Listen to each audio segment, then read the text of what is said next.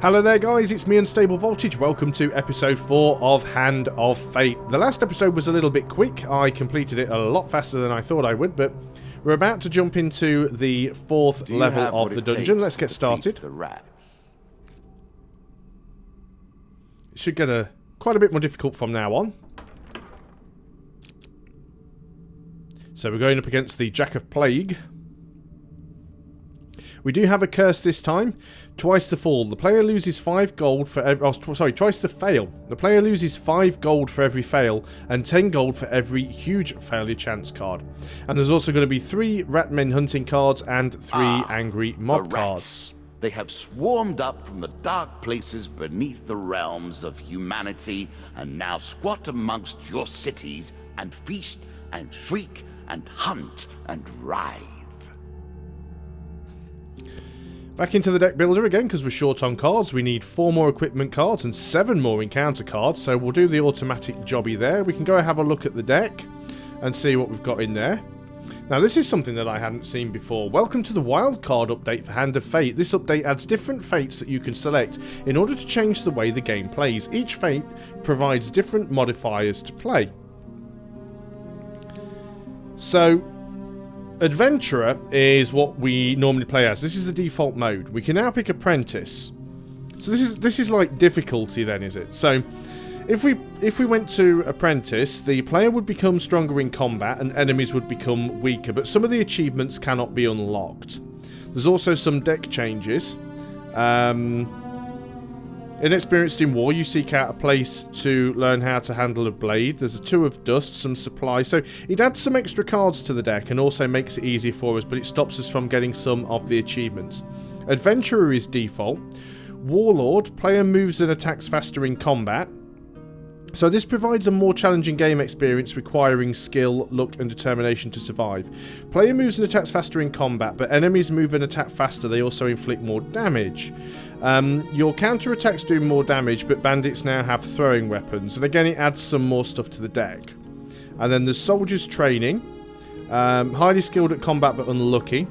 Chance card events are now more difficult, but you do increase damage as your combo meter rises. There's Shadow Agent. An expert at games of chance and luck, but unskilled in combat. So chance card events are easier, but combo multipliers are reduced. Nomad has Forsaken carry and excess equipment to pursue a personal journey. Cannot carry extra equipment. Equipment that would normally go into your inventory is automatically sold. Okay. Then there's the Iron Hunger. Eats equipment instead of food. Discarded equipment grants iron ore, a special food that is all this fate can consume. Okay, that's quite interesting. Then we've got the Curse of the Lion Prince. Weak but becomes stronger throughout battle. You start with low max health, but it increases with each defeated enemy up to a maximum of 200. Explorer's Gift, graded exploring. Can't wear heavy armor, but moving over a completed encounter card costs no food. That's good because it means you can backtrack for free. The Merchant Guard must visit every shop and will be ambushed more often. So merchants are always revealed when you enter a level, which is good. Leaving the level with ambushes unencountered causes you to be cursed. So you have to go and deal with all the ambushes. Shops always offer reduced prices, which is nice, and you will always be ambushed at the Tinker, Shop and Jeweler. Then there's the Hoarder's Desire. Grows stronger the more you carry. The more spare equipment you hoard, the more health you have. But you do more damage in combat when you have more spare equipment. Okay, fair enough. And then finally there's the Monk. Equipped to fight the undead, foregoes material wealth. So gold gain cards have no effect, but you are rewarded for slaying the undead. Some interesting stuff there, but given the fact that I haven't completed the game yet on the normal mode, we're going to go and stick with that. But I just thought we'd go through and have a look, as we've got the DLC. And I thought it'd be nice to just go through and see what that was all about. So this is the deck. We actually want to have a look at the... This is not the deck that I'm looking for. We want to go and have a look at the Encounters deck. So we do still have some of the DLC cards and things that haven't been put in here. There's still quite a lot of interesting cards that we haven't encountered. We could definitely go ahead and sort of like get rid of Ambush and put in like the Smuggler's Wharf. Is there anything else in here that we'd like to get rid of? Possibly. We could maybe get rid of the... Helpful Priest and put in the Devil's Wager. Why not? Just try and mix things up a little bit. So let's go in and start this encounter. Changing with the recommended build may not have been ideal, but we'll see how things go. Does like to rub your nose in misfortune. So he's already putting his nasty cards in the deck. He's not being as helpful now with the stuff he's spiking the deck with.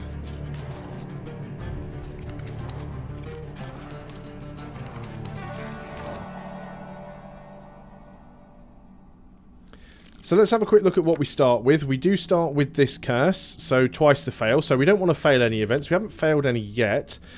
We start with light armor. We start with an axe. It does do 25 damage. If you remember, it used to be a rusty axe that did 20. Now does 25. We actually start with a shield as well. So it might actually be worth leaving Mr. Lionel out of the deck at this point. And we don't start with an artifact, even though the icon is lit, which is quite a strange thing there. But that's fine. Let us continue. Mr. Lionel.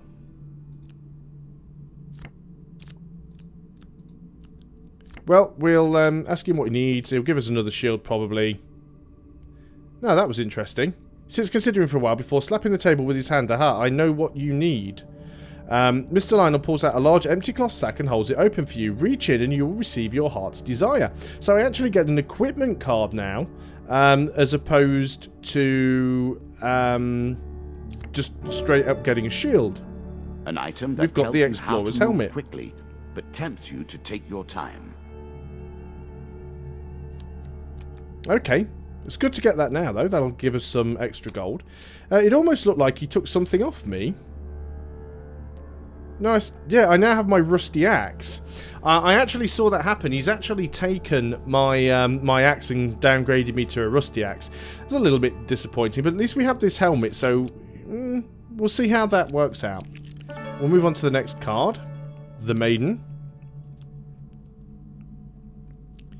Do I need the max health? It might be useful when we are dealing with the rats. We can actually ask to be blessed now. That could be useful. Do we need more supplies? Still got 18 food. Let's ask to be blessed. We'll draw a blessing card.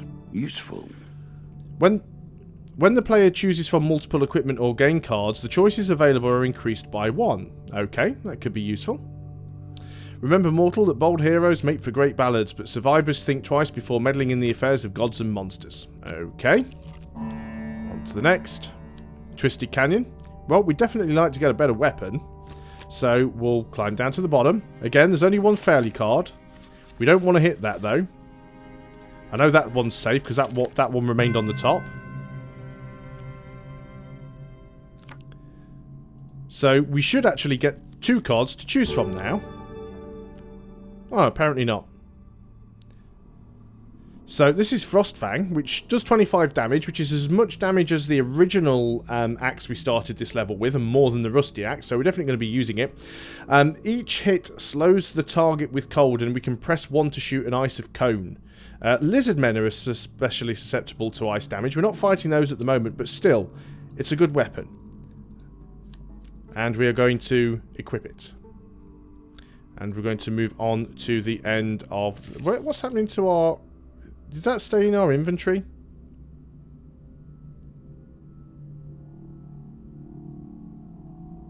Adventure is normal. Why does all my extra weapon... Maybe because it's a default weapon, because I don't think you can sell your default weapon. It doesn't go into the inventory.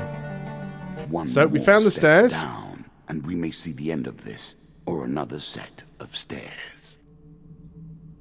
And we gained 30 gold because we have the that helmet, and we've uncovered every single card on the level. So that gave us a gold bonus. And we also instantly see where the end of the level is because we get that because we have that helmet. Each of these cards is crafted from your memories and built from your experience. I created them, but only in the abstract. It is the importance you place on them that makes them real.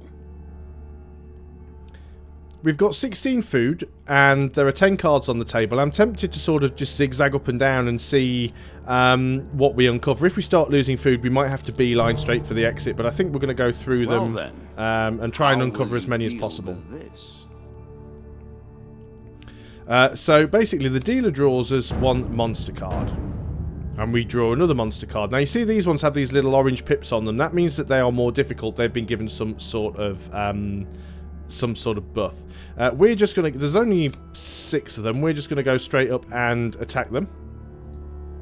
I don't see any reason to avoid them. So they're all going to be a little bit more tricky to deal with. We do have a decent weapon though. It's a relatively small map, which is nice. I'm going to run straight into the group of 4. And use my ice cone thing. It does break after a while. Now, you see, when you see that symbol above my head, that means I'm about to be shot at. And I can actually deflect being shot at by using my shield to deflect the shot. It's very hard to get the timing right, unfortunately.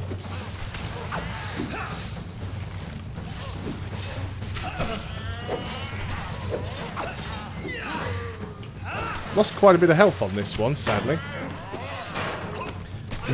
You can deflect those shots back, so... There we go, they're all dead. So we did lose a little bit of health. That doesn't matter too much. We're going to be moving around on the map, and we'll regain 5 health for every card we move on to, providing I still have food, which I should have.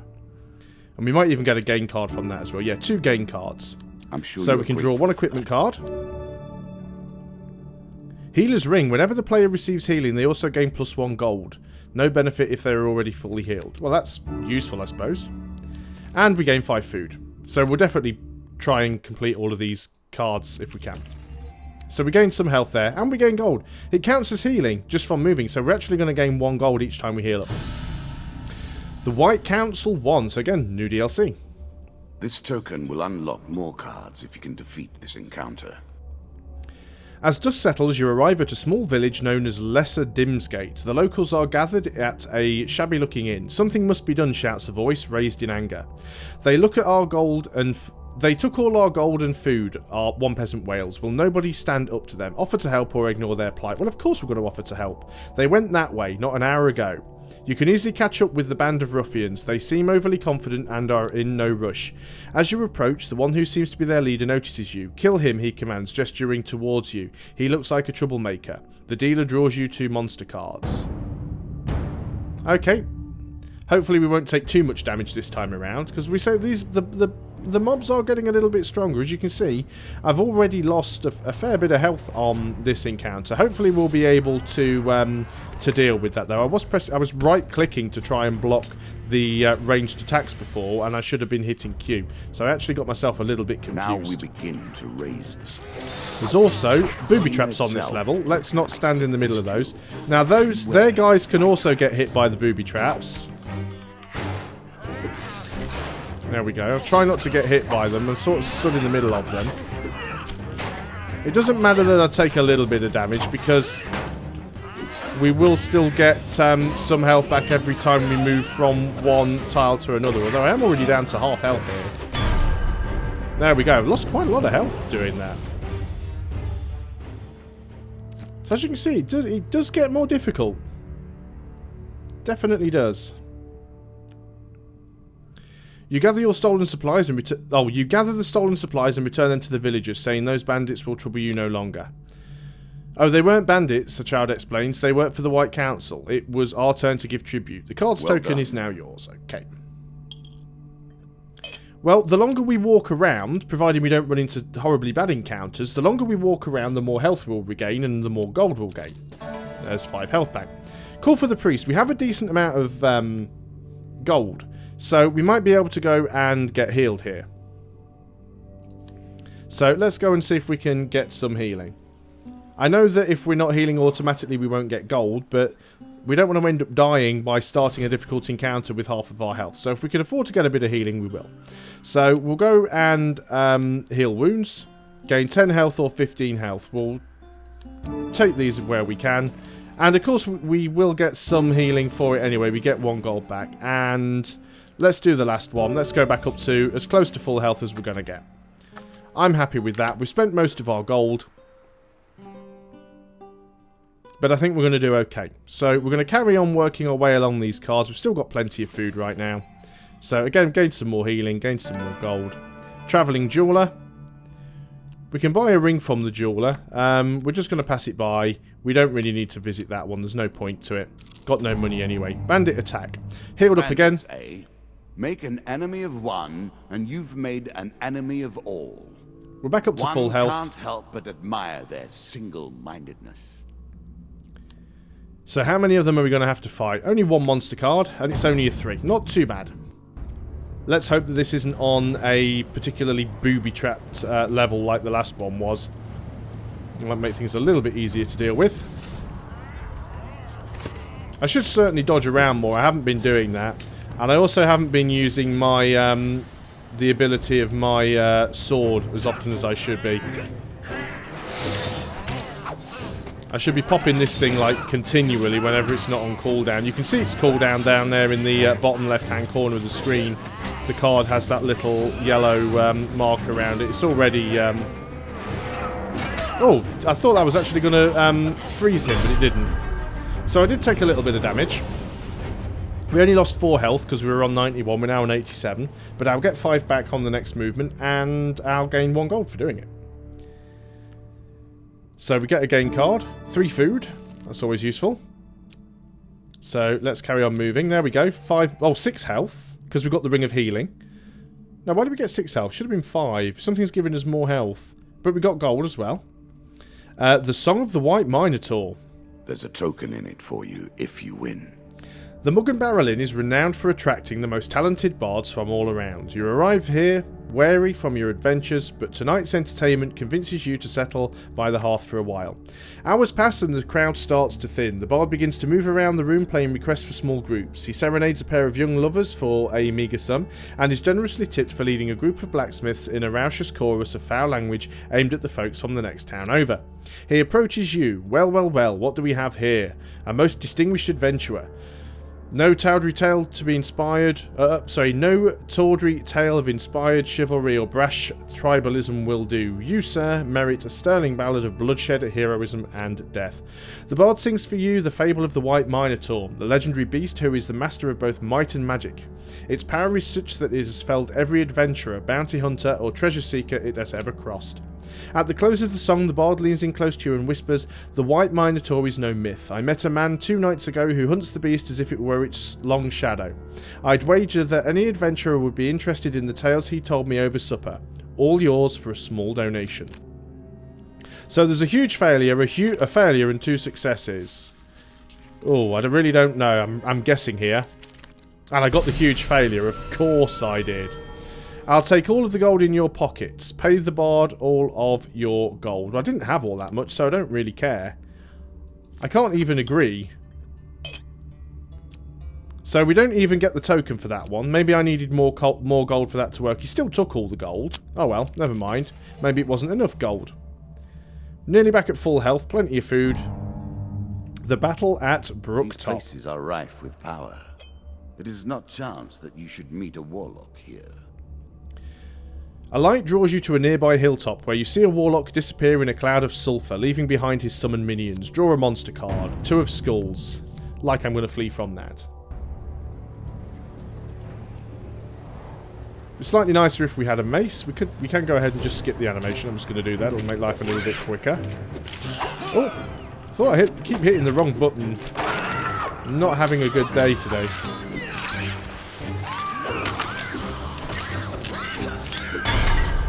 But still, we took them out. The thing is, if I'm at full health, I don't get that 1 gold per heal. If I'm not at full health, I heal every time I move and regain a gold. So, maybe it's worth it. After the battle, you search the bodies for loot, and the dealer draws you 2 gains cards. 1 equipment card. Desperate measures. Prepare for bad times. Savor the good. Interesting, it does do a lot more damage than the weapon that I'm currently using, even though it doesn't have an activatable. But I think if I'm not tempted to try and use the activatable, then I will probably hit more often. So we're going to use that one. And 20 gold. Brilliant. And as you climb down to the other side of the hill, you spy what looks like the remains of an ancient temple on another nearby hilltop. So that'll be the new card that we get. Card's token is ours. And we might as well do this one, because it's going to cost us 1 food whichever direction we walk in. Ratman hunting. Well, this Now is a new you begin card. to trespass upon the Ratmen's hunting grounds. Well, this shouldn't be a problem. You stumble upon a Ratman hunting party. Prepare to defend yourself. 1 monster card, 4 of plague. Luckily, this is the first time we've encountered the Ratmen, so they haven't had any upgrades yet. They should be relatively easy to deal with, but they can poison us, so we do want to avoid being hit if we can. I'm going to skip. Name and plagued by nature. The rats leave behind. They do have the ability to leap around as well, which can make them very, very difficult to deal with, especially when there's a lot of them. So I'm going to just do my absolute best here to stop getting hit. In fact, I already have been hit. Some of them do have unblockable attacks as well. The quicker we can defeat them, the less health we will lose. So I'm down to 76% of my health, although we do have 1 more level of the dungeon to do. We get a food gain card. 3 food, not brilliant, but it'll do. And we can exit, and that will give us some more gold. Well, we've healed up. Trudging along a muddy road, certainly. Well, we've opened up every single one of the cards, so we should actually get some gold for that. You found a friendly trader willing to let you ride on his wagon. Well, we'll hitch a ride. Not far out of town, you come under attack. Dealer draws you 2 monster cards, 2 of dust and a 3 of dust. Well, could do without that. At least they're not going to poison us. Up to 43 gold now. We'll skip again. This is that booby trap level, so they're going to come to us. I'll let them walk through their own booby traps. He's going to fire, so we'll reflect that back on him. Not too sure how one managed to hit me. I'm fairly sure I did counter.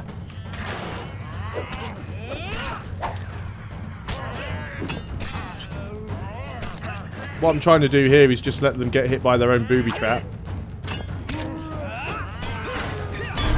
There we go. I think I took 1 hit there, but I didn't lose an awful lot, so I don't mind that too much.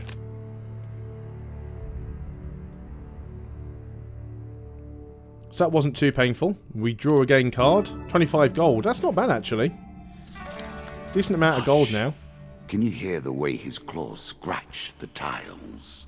So this video is definitely going to be a little bit longer than the last one. Now, we haven't automatically revealed anything, which means that the boss is definitely on this level. So we have to go here. Gain some more health. Gain some more gold. Asleep in the forest. Spirits roaming the darkness.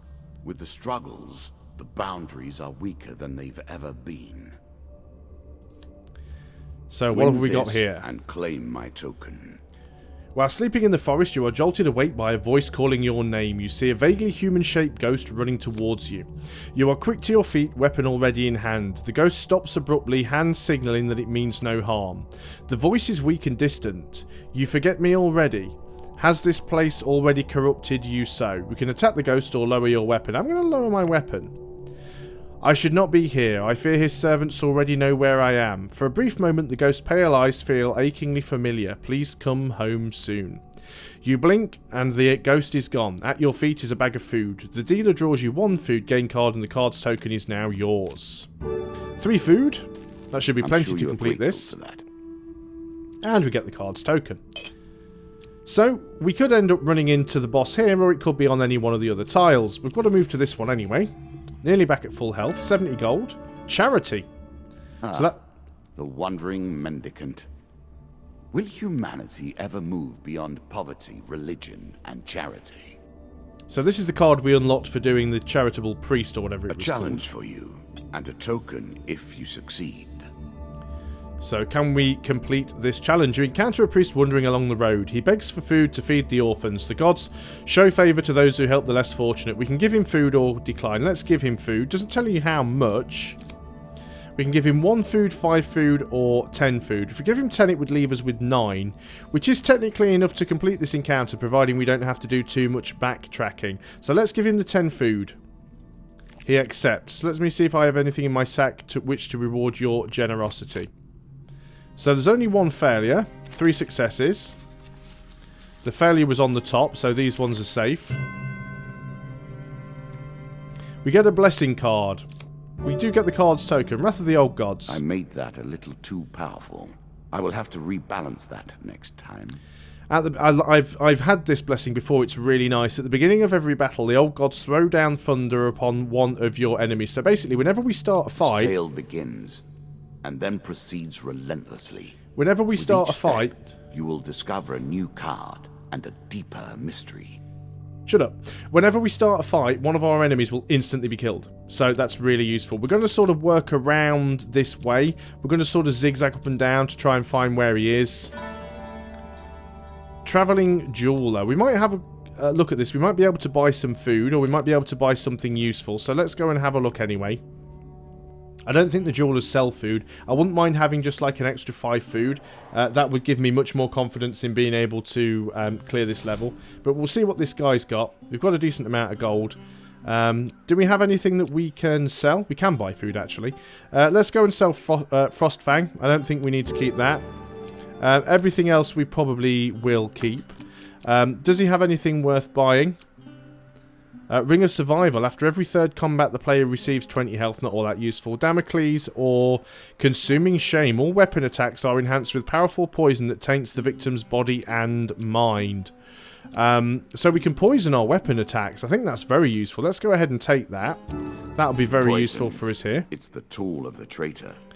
And it leaves us... Artifacts give you powerful abilities to use in combat. Yes, I know. So let's go ahead and buy a little bit of food. We'll buy as much food as we can, because I don't think we're going to run into another shop.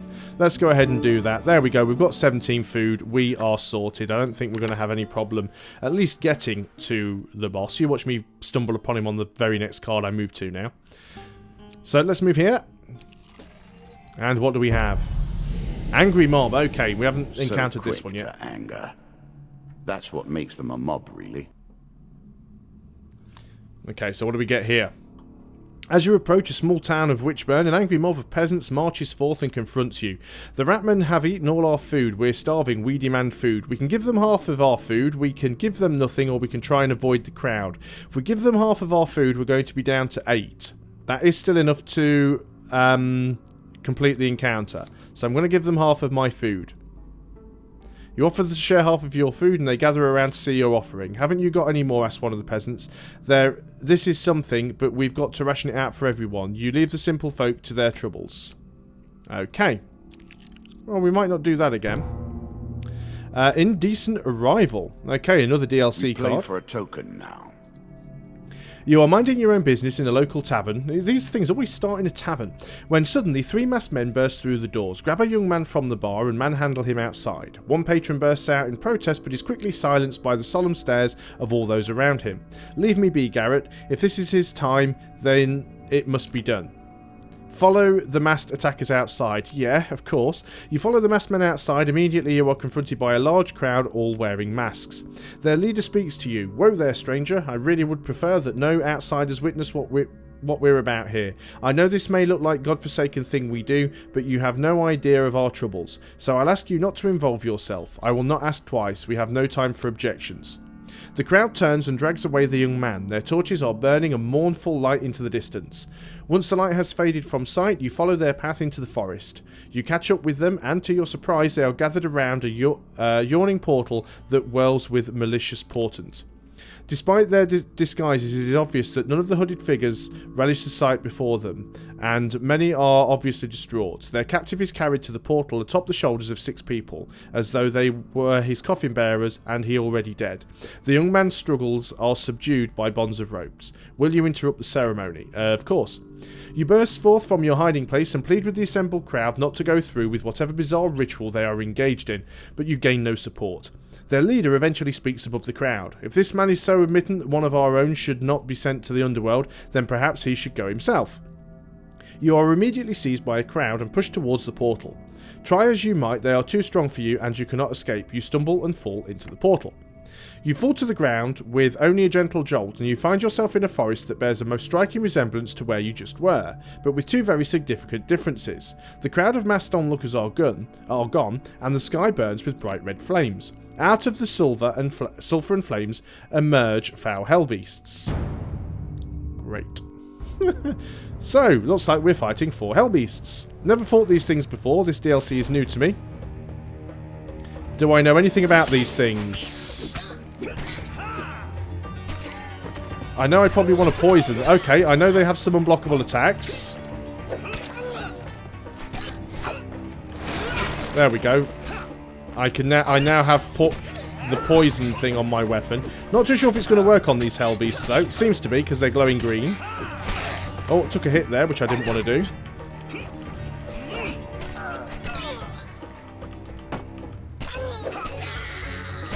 Oh, took another hit there. We got them all though. Lost a little bit of my health, not too much. Looks like that poison on the weapon doesn't last an awfully long time either. After you destroy the last hell beast, the portal stirs back into life. You are lifted off your feet and sucked into the vortex before being deposited back in the leafy forest you were ejected from earlier. The card's token is now yours.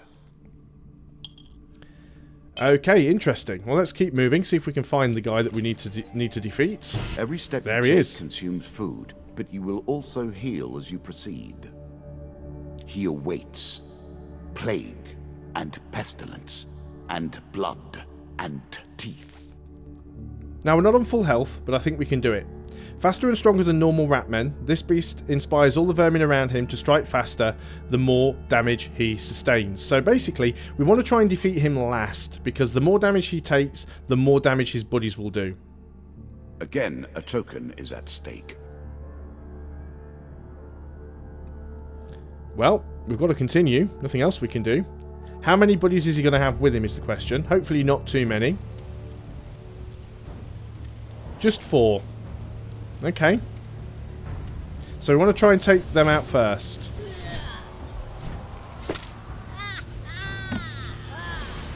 And they can poison us, which is annoying. So we do want to go in. We want to pop our... oh, they got range as well. So we want to try and keep out of the way. There's that ability that we've got that automatically smites an enemy. Did I actually manage to shoot off my... oh, let's keep away from him. I'm going to take a lot of damage if I don't get out of the way here. Oh, wow. I'm already down to 50% health. I'm just going to keep rolling away from this guy. Is he the... I think he's the last one left now. Yep, we got him. I was worried a little bit there. So as you can see, the combat is quite straightforward, but it can be also quite demanding because it's so easy to lose health. The queens and kings of the rat kind have lost a child here today. For slaughter, your reward. Okay, so we've got quite a few tokens to go through here. Some of these are DLC ones. So for helping the people of Lesser Dimsgate, you receive the White Witch Council 2. For exploring Brooktop Hill, we receive a 25 gold game card and the Altar Encounter. For showing the ghost you are merciful, you receive a Sleep at the Inn, which is another encounter.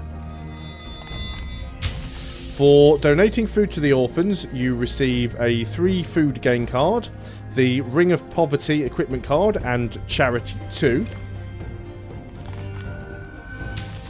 For venturing into the underworld, you receive Alicia in the Underworld. This will be for defeating Ratman Jack. We receive the Berserker Armor, Scorching Zeal, Culling the Ratmen, King of Dust, which will be the next boss, Devil's Carnival, and Embertown Hero. And finally, for defeating the Ratman Jack, we get Ratman Hunting, we get Ratman Hunting, and Ratman Hunting. So we're going to have 3 of those in the next deck, whether we like it or not. Come, play. I do not want to just sit here. So that one was Look a little... at the cards you have earned. Now we have enough to begin a real game. Okay, if he's quite finished. So that one took a little bit longer than I expected, but it was definitely fun. A little bit more tricky, but I did enjoy it. Thanks a lot for watching, guys. I hope you are still enjoying this playthrough of Hand of Fate. I'll see you guys on the next video, where we attempt dungeon number 5. Until then, goodbye for now.